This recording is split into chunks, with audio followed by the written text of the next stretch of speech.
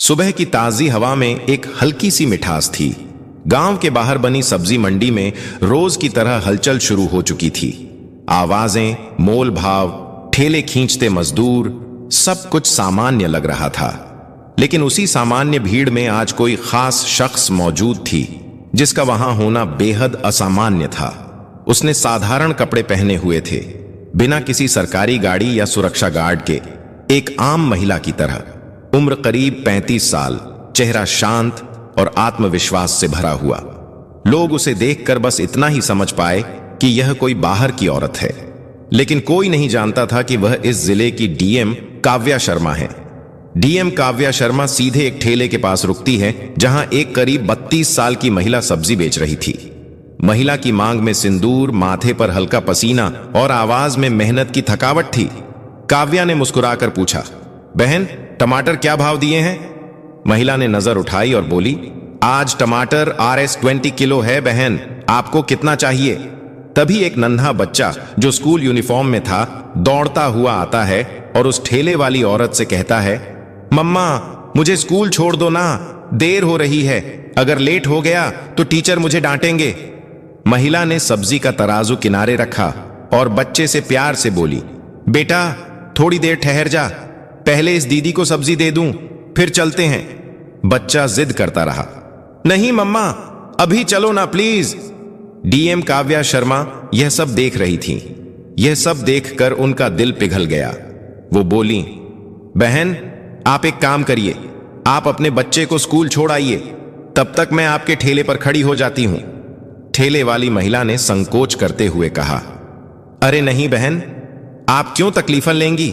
लेकिन काव्या के भरोसे से भरे शब्दों ने उसे मना लिया।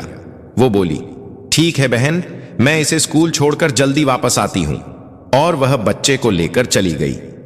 जिला कलेक्टर काव्या शर्मा ठेले पर खड़ी हो जाती हैं और अपने चारों तरफ के माहौल को गौर से देखने लगती हैं। कुछ देर बाद एक बाइक सब्जी मंडी में आती है। बाइक पर बैठा व्यक्ति इंस्पेक्टर विक्रम चौहान था।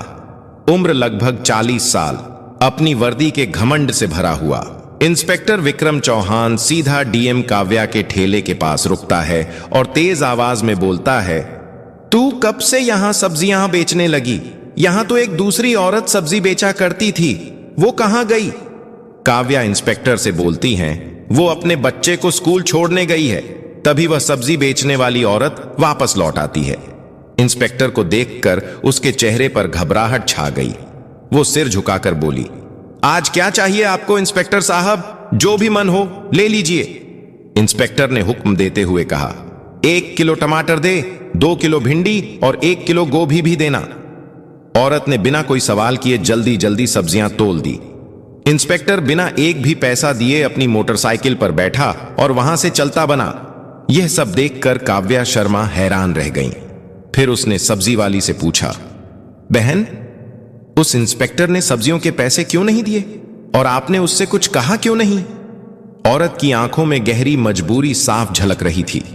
उसने दर्द भरी आवाज में कहा, बहन, क्या कहूं, यह इंस्पेक्टर रोज ऐसे ही फ्री में सब्जियां ले जाता है। जब मना करती हूं तो मुझे डराता है, धमकाता है, कहता है, मुझसे पैसे मांगेगी तू? तेरी इतनी हिम्मत? अभी तेरे ठेले को उठवा दूंगा और किसी नाले में फेंकवा दूंगा, फिर देखूंगा तुझे कैसे ठेला लगाएगी तू। बहन, मुझे सच में डर लगता है। अगर ठेला चला गया तो घर कैसे चलेगा? मेरे बच्चे क्या खाएंगे और स्कूल कैसे जाएंगे? इसलिए चुपचाप फ्री में उसे सब्जियां दे देती हूं। यह सुनकर काव्या शर्मा के चेहरे का रंग बदल गया। वह भीतर तक हिल गई थीं। उन्हें यकीन नहीं हो रहा था कि जो लोग कानून के रक्षक हैं वही अब कानून के भक्षक बन चुके हैं। कानून की रक्षा करने वाले ही उसका मजाक उड़ा रहे हैं। काव्या ने गंभीर स्वर में कहा, बहन, अब ऐसा नहीं होगा। अब मैं आपके साथ हूं। आपको इंसाफ दिलाना मेरा फर्ज है। एक काम कीजिए, मेरा नंबर ले लीजिए। कल जब आप सब्जी का ठेला लगाएंगी, आप मुझे कॉल करना। मैं आ जाऊंगी और कल आप नहीं, बल्कि मैं ठेले पर रहूंगी। मैं खुद देखूंगी कि वह इंस्पेक्टर पैसे देता है या नहीं, और अगर नहीं देता तो मैं उसके खिलाफ कानूनी कार्यवाही करूंगी। उसे कानून की असली ताकत दिखाकर रहूंगी। सब्जी वाली औरत की आंखों में थोड़ी उम्मीद जगी। अगली सुबह जिला कलेक्टर काव्या शर्मा ने गांव की एक साधारण औरत का रूप धारण किया और वह सब्जी वाली औरत के ठेले पर आकर खड़ी हो गई। ठेले पर ढेर सारी सब्जियां तरीके से सजाई गई थीं। आलू, टमाटर, मिर्च, भिंडी, गोभी, गाजर, सब कुछ। काव्या ने चारों ओर देखा। माहौल सामान्य लग रहा था। कुछ ही देर बीती थी कि वही इंस्पेक्टर विक्रम चौहान अपनी मोटरसाइकिल पर वहां आ जाता है।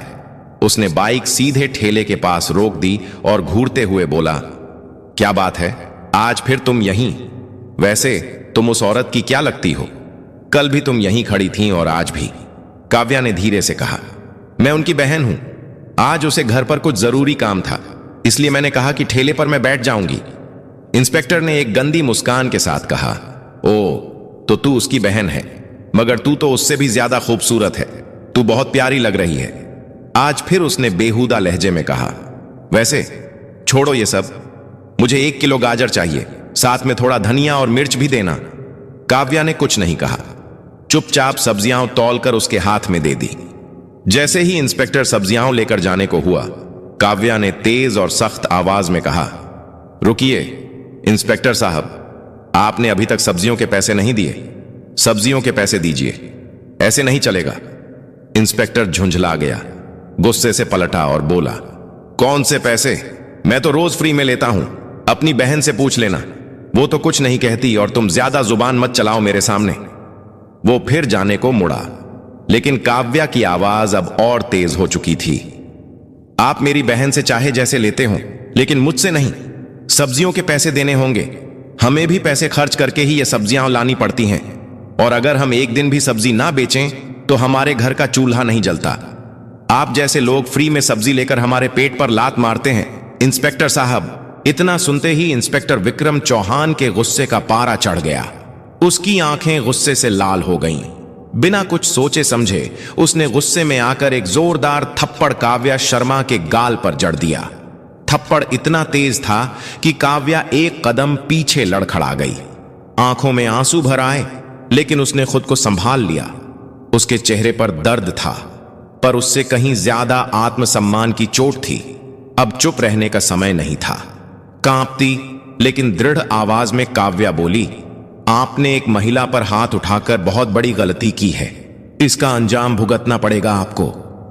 अब इंस्पेक्टर का गुस्सा और बढ़ गया। उसने चिल्लाकर कहा, तू मुझे सिखाएगी? तेरी इतनी औकात? गुस्से में बेकाबू होकर उसने काव्या के बाल खींच ली। काव्या दर्द से कराह उठी, लेकिन उसने किसी तरह अपने बाल छुड़ाए। उसकी सांसें तेज हो गई थीं, लेकिन हिम्मत नहीं टूटी। कड़क आवाज में वो बोली, यह सब बहुत गलत हो रहा है। मैं तुम्हारे खिलाफ रिपोर्ट करवाऊंगी। तुम्हें सब्जियों के पैसे देने ही होंगे। पर इंस्पेक्टर तो अपनी वर्दी और रुतबे के नशे में चूर था। हंसता हुआ बोला, रिपोर्ट? तेरी इतनी औकात है?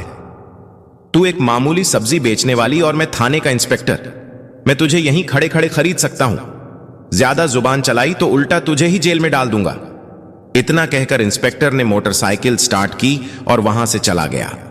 काव्या वहीं ठेले के पास खड़ी थी। उसके अंदर का गुस्सा फटने को तैयार था, लेकिन उसने अभी तक अपने आप को संभाले रखा था। कुछ पल ठेले के पास चुपचाप बैठने के बाद काव्या शर्मा ने अपनी जेब से फोन निकाला और सब्जी वाली औरत को कॉल किया। धीरे से बोली, बहन, अब तुम ठेले पर आ जाओ। इस इंस्पेक्टर को अब मैं दिखाऊंगी कि कानून की पावर क्या होती है। जैसे ही सब्जी वाली वहां पहुंची, काव्या वहां से निकल गई। फिर वह सीधे अपने घर लौटी। साधारण साड़ी उतारकर अब उसने दूसरे कपड़े पहन लिए थे। चेहरे से थकान तो झलक रही थी, लेकिन आंखों में इंसाफ की आग जल रही थी। दोस्तों, इस कहानी को आधे में छोड़कर मत जाइएगा, क्योंकि अब आगे इस कहानी का क्लाइमेक्स आने वाला है, जो बहुत ही रोचक है। इसलिए कहानी में लास्ट तक जरूर बने रहिएगा। अब काव्या शर्मा किसी डीएम की तरह नहीं, बल्कि एक आम महिला की तरह थाने पहुंची, जिसकी पहचान किसी को नहीं थी। थाने के अंदर कदम रखते ही उसने देखा, इंस्पेक्टर विक्रम चौहान वहां नहीं था। सिर्फ एक हवलदार डेस्क पर बैठा चाय पी रहा था। काव्या उसके पास पहुंची और सीधी बात कही, मुझे रिपोर्ट दर्ज करानी है। इंस्पेक्टर विक्रम चौहान कहां हैं और एसएचओ साहब से मिलना है।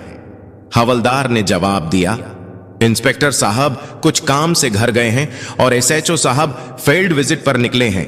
आप चाहें तो कुछ देर बैठ जाइए, वह थोड़ी देर में आने वाले होंगे।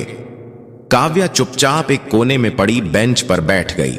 वो अब भी अपनी असली पहचान छुपाए हुए थी। भीतर आग धधक रही थी, लेकिन चेहरा शांत था। कुछ ही देर में थाने के अंदर एसएचओ अजय वर्मा आ जाता है। जैसे ही उसकी नजर सामने बेंच पर बैठी महिला पर पड़ी, उसने महिला को बुलाया। उसने सवालिया लहजे में कहा, तुम कौन हो और यहां क्यों आई हो?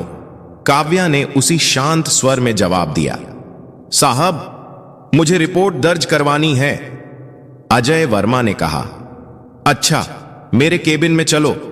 केबिन में पहुंचने के बाद अजय वर्मा ने कहा, तो आपको रिपोर्ट लिखवानी है, लेकिन रिपोर्ट लिखवाने से पहले आपको खर्चा पानी देना होगा। यहां रिपोर्ट दर्ज कराने के 5,000 लगते हैं। लाए हो तो निकालो फटाफट, फिर लिखवाते हैं तुम्हारी शिकायत। काव्या का चेहरा सख्त हो गया। गंभीर स्वर में बोली, किस बात का पैसा? रिपोर्ट लिखवाने के लिए तो कोई पैसा नहीं लगता। यह तो आप सरासर रिश्वत मांग रहे हैं। एसएचओ अजय वर्मा ने कहा, अरे तुम्हें किसने कहा कि सब कुछ मुफ्त होता है? यहां जो भी आता है खुद अपनी मर्जी से पैसे देकर जाता है, और अगर नहीं देगा तो उसकी रिपोर्ट भी नहीं लिखी जाएगी। अब आगे तुम्हारी मर्जी है, रिपोर्ट लिखवानी है तो पैसे तो देने ही पड़ेंगे।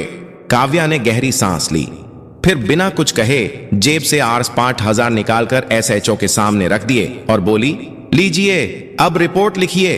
पैसे लेते ही एसएचओ ने पूछा, बताओ किसके खिलाफ रिपोर्ट करनी है? काव्या का चेहरा अब सख्त था। उसने साफ लहजे में कहा, इंस्पेक्टर विक्रम चौहान के खिलाफ। उन्होंने एक सब्जी बेचने वाली महिला से बदतमीजी की। उसके ठेले से रोज बिना पैसे दिए सब्जियां उठाकर ले जाते हैं, और जब वह औरत पैसे मांगती है तो उसे ठेला हटवाने की धमकी देते हैं। और जब मैंने इसका विरोध किया तो उसने मुझ पर हाथ उठाया। मैं इस पर सख्त कानूनी कार्रवाई चाहती हूं। एसएचओ अजय वर्मा का चेहरा एकदम पीला पड़ गया। उसके होंठ सूख गए, आंखों में घबराहट सी हो गई। उसने अटकते हुए बोला, वाह, वो तो हमारे थाने के सीनियर इंस्पेक्टर हैं, और वैसे भी अगर कोई फ्री में सामान दे दे तो उसमें गलत क्या है? हम पुलिस वाले हैं, थोड़ा बहुत तो चलता है। काव्या अब सब समझ चुकी थी। यह सिस्टम भीतर से ही सड़ चुका है। यह वर्दी अब सुरक्षा की नहीं, बल्कि गरीब मजबूर लोगों को परेशान करने का औजार बन चुकी थी। उसने कुछ नहीं कहा, बस चुपचाप थाने से बाहर निकल गई।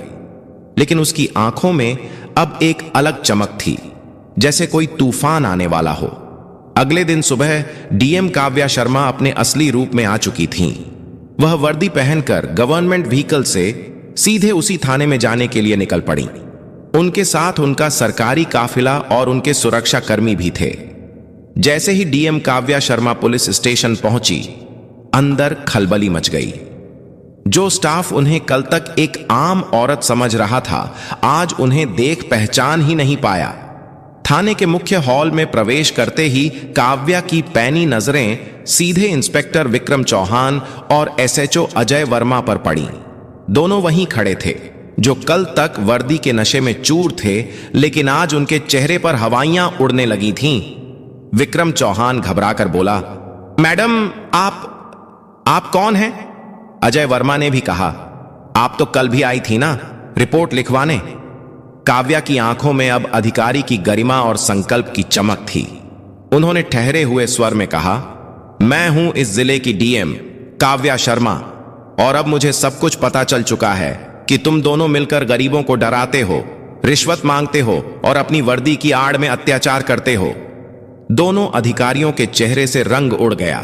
घबराकर अजय वर्मा बोला, मैडम अगर आप सच में डीएम हैं तो कृपया हमें अपना सरकारी आईडी दिखाइए। काव्या ने शांति से अपने बैग से सरकारी आईडी निकाला और दोनों के सामने रख दिया। आईडी देखकर दोनों के हाथ कांपने लगे। अजय वर्मा ने तुरंत हाथ जोड़ लिए, माफ कीजिए मैडम, हमसे बहुत बड़ी गलती हो गई, हमें नहीं पता था कि आप डीएम हैं। इंस्पेक्टर विक्रम चौहान भी शर्म से सिर झुकाए खड़ा था। मैडम जी हमें माफ कर दीजिए, हमसे बहुत बड़ी गलती हो गई, आगे से ऐसा कभी नहीं होगा। लेकिन काव्या अब पूरी सख्ती में थी। उन्होंने ठोस स्वर में कहा, गलती नहीं, यह अपराध है और अब तुम दोनों को इसकी सजा जरूर मिलेगी। आज से अभी से तुम दोनों को सस्पेंड किया जाता है और एक विभागीय जांच का आदेश भी दिया जा रहा है। इस थाने में अब ना ही गरीबों का शोषण होगा और ना ही वर्दी की आड़ में कोई अत्याचार। उन्होंने वहां खड़े उच्च अधिकारियों को आदेश दिया, इन दोनों को तुरंत प्रभाव से निलंबित कर दिया जाए और इसकी रिपोर्ट मुझे आज शाम तक चाहिए। थाना अब सन्नाटे में डूब गया। आज वहां पहली बार इंसाफ की गूंज सुनाई दी थी। डीएम काव्या शर्मा ने एक लंबी सांस ली। उनका चेहरा अब कठोर था, लेकिन आंखों में हल्का सा दर्द और जिम्मेदारी की झलक थी। उन्होंने दोनों अधिकारियों की ओर देखा और गंभीर स्वर में बोली, तुम दोनों माफी के लायक नहीं हो। तुम दोनों ने जो किया वो सिर्फ एक जिम्मेदार अधिकारी नहीं बल्कि एक अपराधी करता है। अगर मैं आज तुम्हें माफ कर दूंगी तो शायद कल तुम फिर किसी गरीब की आवाज दबाओगे, फिर किसी मजबूर आदमी पर जुल्म करोगे। इतना कहकर डीएम काव्या शर्मा वहां से जाने लगी। तभी पीछे से दोनों अधिकारी, इंस्पेक्टर विक्रम चौहान और एसएचओ अजय वर्मा, जमीन पर घुटनों के बल गिर गए। उनके चेहरे पर शर्म, पछतावा और भय का मेल साफ झलक रहा था। मैडम, आप बिल्कुल सही कह रही हैं। अजय वर्मा की आवाज कांप रही थी। हम सच में माफी के लायक नहीं हैं, लेकिन बस एक मौका दीजिए, हम सब कुछ बदल देंगे। गरीबों को इज्जत देंगे, रिश्वत नहीं लेंगे और कानून का सच में पालन करेंगे। विक्रम चौहान भी सिर झुकाकर बोला, हमें माफ कर दीजिए मैडम। अगर हमसे आगे गलती हुई तो आप हमें सस्पेंड मत कीजिएगा, बल्कि हमें सीधे जेल भेज दीजिएगा। काव्या कुछ पल चुप रही। उनकी आंखें इन दो अफसरों के चेहरे पर टिकी थीं। कहीं ना कहीं डीएम काव्या को उनके चेहरे पर पछतावे की झलक दिखाई दी। उन्होंने गहरी सांस लेते हुए कहा, ठीक है, मैं तुम्हें एक आखिरी मौका देती हूं, लेकिन याद रखना यह मेरी तरफ से पहली और आखिरी चेतावनी है। अगर एक बार भी किसी गरीब की आवाज मेरे मुंह तक पहुंची, अगर फिर किसी ने कहा कि इस थाने में अन्याय हुआ है, तो अगली बार माफी नहीं मिलेगी, सीधे जेल होगी। दोनों अफसर सिर झुकाए खड़े रहे। उनके चेहरे पर आत्मग्लानि थी और शायद भीतर से कुछ बदल चुका था। जाते जाते काव्या ने पूरे थाने पर एक नजर डाली। वहां मौजूद हर पुलिसकर्मी उनकी बात सुन रहा था। फिर उन्होंने दृढ़ स्वर में कहा, पुलिस की वर्दी लोगों को डराने के लिए नहीं, बल्कि उनकी सुरक्षा के लिए होती है, उन्हें भरोसा देने के लिए होती है। जब तक वर्दी पहनने वाले खुद इज्जत देना नहीं सीखेंगे, तब तक यह वर्दी भी इज्जत के काबिल नहीं मानी जाएगी। इसके बाद डीएम काव्या शर्मा थाने से बाहर निकल गईं। पीछे सिर्फ सन्नाटा रह गया, लेकिन वह खामोशी किसी डर की नहीं, आत्मविश्लेषण की थी। उस दिन के बाद थाना जैसे सच में बदल गया। अब कोई रिश्वत नहीं मांगता था, हर फरियादी को बराबरी से सुना जाता था। गरीबों की एफआईआर बिना पैसे के दर्ज होती थी। बाजार, गलियों और चौराहों पर अब पुलिस लोगों की मदद करती दिखती थी। लोगों में डर नहीं फैलाती थी। वही सब्जी वाली औरत जो कभी सहमी हुई रहती थी, अब अपने ठेले पर मुस्कुरा कर खड़ी होती थी, क्योंकि उसे अब किसी से डरने की जरूरत नहीं थी। इस कहानी से हमें यह सीख मिलती है कि पद और रुतबा सिर्फ दिखावे की चीज नहीं, बल्कि एक बड़ी जिम्मेदारी होती है। जब कोई अधिकारी अपने ओहदे का इस्तेमाल गरीबों और मजबूरों की मदद के लिए करता है, तभी समाज में असली बदलाव आता है। अन्याय के खिलाफ खड़े होना कभी आसान नहीं होता, लेकिन एक सच्चा लीडर वही होता है जो डर के आगे हिम्मत दिखाए। और सबसे जरूरी बात, वर्दी का डर नहीं, भरोसा होना चाहिए लोगों के दिलों में। दोस्तों, इस कहानी को सुनाने का उद्देश्य किसी को परेशान करना या किसी की भावनाओं को ठेस पहुंचाना बिल्कुल नहीं है। हमारा मकसद न ही किसी जाति, धर्म, समुदाय या पेशे को गलत दिखाना है। इस कहानी का इकलौता उद्देश्य है आपको जागरूक और सचेत करना।